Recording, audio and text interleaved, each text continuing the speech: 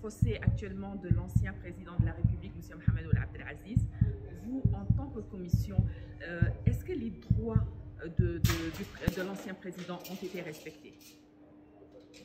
En ce qui concerne le procès de l'ancien président, la Commission nationale des droits de l'homme est soucieuse de la situation de toute personne détenue et de toute personne privée de liberté, quelle qu'elle soit.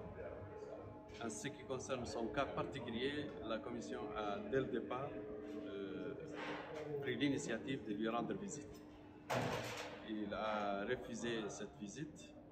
On considère que c'est son droit et on lui respecte ce droit. Mais nous avons fait notre devoir et on n'est pas obligé d'aboutir à une rencontre si lui il ne le désire pas.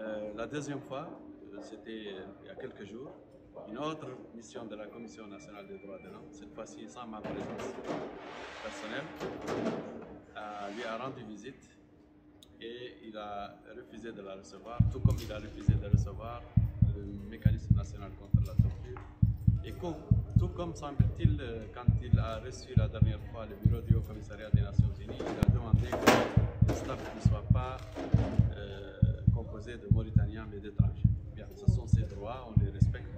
Et à ce stade, nous pouvons dire que nous avons fait un communiqué dans lequel on a demandé un procès équitable pour l'ancien président, Mohamed Ould Abdelaziz. C'est notre devoir, c'est notre rôle. Nous avons mis en place une commission qui observe son procès et qui a assisté à toutes les sessions de ce procès et qui va continuer jusqu'à la fin, tout en étant très vigilant et en étant très soucieux du procès équitable dans la Mauritanie, dans toute question en Mauritanie et particulièrement pour son cas. Donc on demande et on réclame un procès équitable et le respect des droits de la défense.